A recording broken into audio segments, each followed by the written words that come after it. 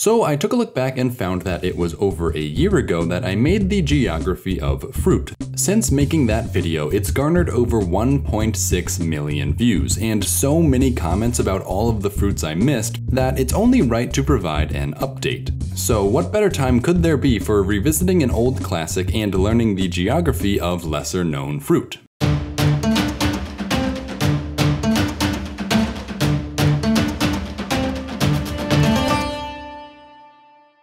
Okay, so by the end of the first Geography of Fruit video, we found that most fruits originated from only a few select areas. This is to be expected, as the variety of native crops always ties back to the biodiversity of an area, which naturally means that the tropics are where we'll find more unique fruits than anywhere else. The first place humans started growing and cultivating their own domesticated fruit breeds was, of course, where civilization itself got its start, Mesopotamia.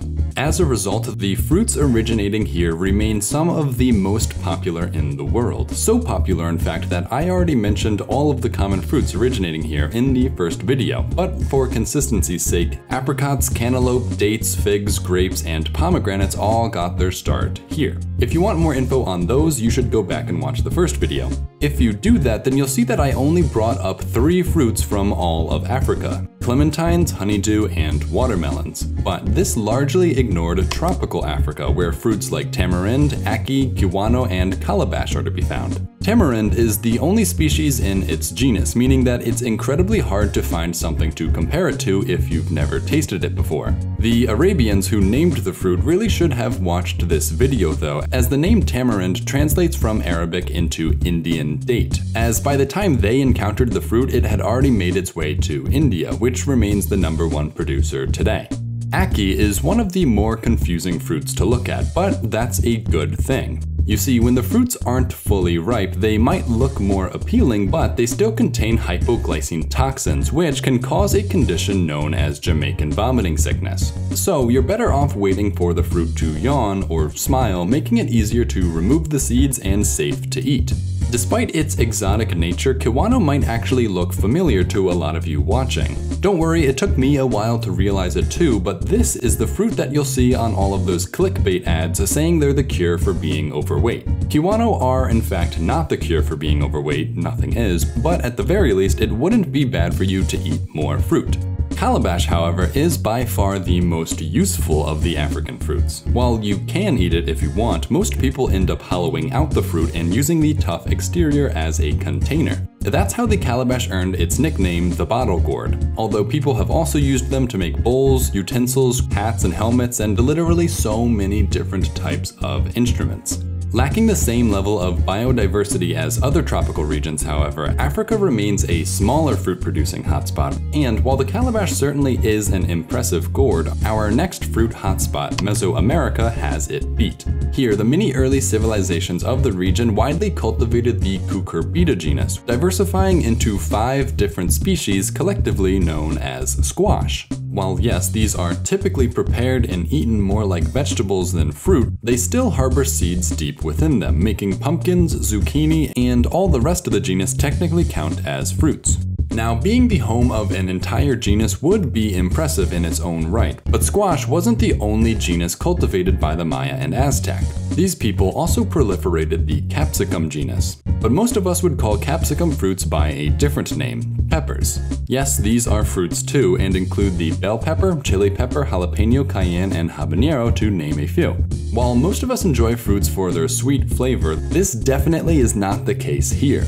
Instead, capsicum fruits store up the chemical known as capsaicin in what's known as the pith, or the white fleshy part surrounding the seeds. This chemical is what makes peppers spicy to us mammals, as we were never the intended consumer of these fruits. Birds, on the other hand, can eat peppers no problem, allowing them to disperse pepper seeds much better than a mammal ever could. If squash or peppers aren't your thing, Mesoamerica still has plenty of sweets to offer. In the first video, I mentioned that this is where avocados, guavas, and papayas originated, but besides those, we also have Mamoncillo, Tomatillo, Sapodilla, and Cherimoya, which, despite their names, aren't all that related to one another. I've actually tried Mamoncillo, or Spanish lime, which is mostly just a big seed with a little flesh surrounding it.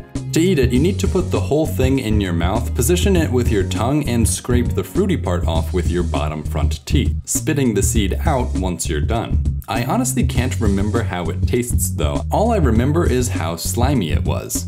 Tomatillos are to tomatoes what green apples are to red apples. Where the tomato is juicy and a little sweet, the tomatillo is more tart. But when all is said and done, both end up in their respective salsas. Lastly, for Mesoamerica, we have the pitaya, or what happens when you let a cactus grow its own fruit. For this, the fruit has an exceptionally strange looking body, which served as the inspiration for its English name, dragonfruit. However, once Mesoamerica reaches South America, we're entering the realm of the Amazon. And while it would be easy enough to say that all of the upcoming fruit originated within the rainforest here, these hotspots aren't only about where fruiting plants grow, but also where populations of people existed to domesticate them. The first hotspot evolved as the Amazonian fruits traveled west into the Andes region, where it was the Inca who grew and bred wild fruits into the ones we would recognize today. The most popular Incan fruit, the tomato, was mentioned in the last video, but that's not where the story ends. Next, we have the closely related Tamarillo, which yes is different from both the tomato and the tomatillo, and earns the distinction of being another very exotic fruit that I've gotten to try.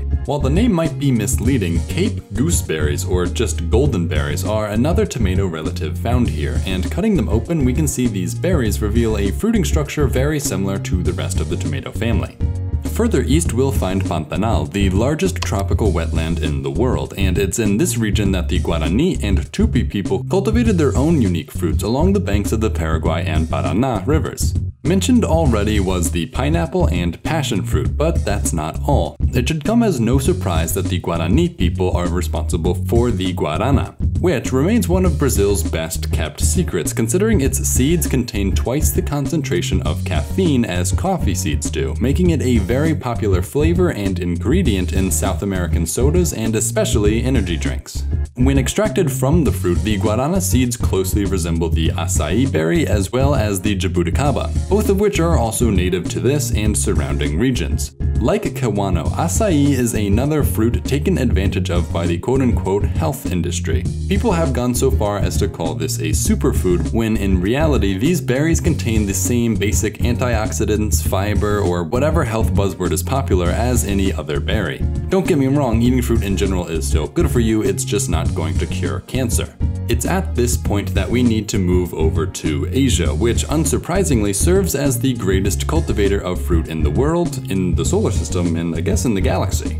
While there are numerous smaller hotspots for fruit like Central Asia where the apple, pear, and peach all originated, the greatest concentrations of fruits came out of the ancient Southeast Asian rainforest, so much so in fact that it spawned 3 separate hotspots. In the last video, we learned that East Asia, and particularly South Central China through Vietnam, saw the evolution of kiwis and kumquats. And to this list, I'd like to add lychee, loquats, and longan, all of which are about the same size, which is to say pretty small. The largest of the bunch when it comes to China are the mandarin and persimmon, both of which, while definitely bigger than the rest, still pale in comparison to the fruits found further south. If you're looking for big fruits, Indonesia, and specifically Peninsular Malaysia, Sumatra, and Borneo has you covered. It's here where durian and challah fruits were first cultivated, though if you want really big fruit, you should have paid more attention to those pumpkins. Larger than the fruit itself, the odor given off by durian is famously horrible, to the point where some places won't even let you carry one with you. The Indonesian islands of course also feature a wide selection of smaller fruits such as rambutan, pulasan, salak, and mangosteen. Rambutan and pulasan, if you couldn't tell, are closely related and are basically the crazy cousins of the lychee and longan. Salak, similar to the dragon fruit, has its scaly appearance to thank for its more common English name, snake fruit. Lastly, in the previous video, I mentioned the pomelo originated here. What I didn't mention was that the pomelo was one of the original citrus fruits, which is actually a pretty big deal. You see, despite being one of the most popular fruit groups, the citrus family only has 3 original ancestors: the pomelo, the mandarin, and the citron. Together, it was different combinations of these 3 fruits that yielded even more popular ones, such as oranges, blood oranges, tangerines, lemons, limes, grapefruits, all the way to Buddha's hand, which is really nothing more than a strangely shaped citron. This finally brings us to India. Besides the citron, there are a number of other cool fruits to talk about here, like the jackfruit, the largest of any tree-grown fruit, the cucumber, mulberry, lakucha. They have wood apples, which I'm not sure how you're supposed to eat, but wood apple juice doesn't look so bad. And it's even here in India that what's known as the Korean melon originated, despite the name.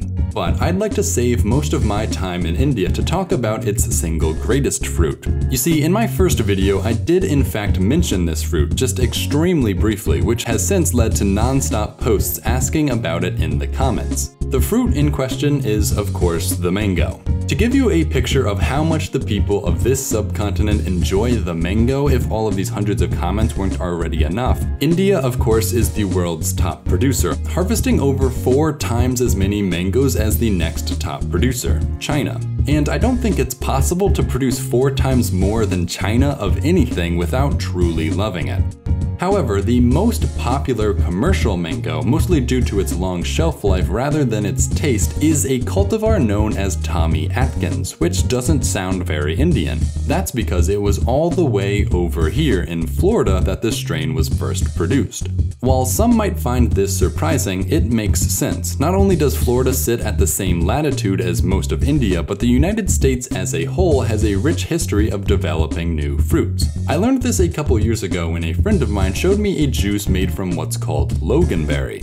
Years later, when I looked for every list of exotic fruit I could find on the internet, loganberry was never mentioned, and eventually I had to research it myself. What I found was that loganberry was invented in Santa Cruz, California by someone unsurprisingly named James Harvey Logan. The new berry was the result of a cross between the European originating blackberry and raspberry. And then it was loganberry crossed with more blackberries, raspberries, and even something called a dewberry that what's known as boysenberry was created, this time by Rudolf Boysen, again in California.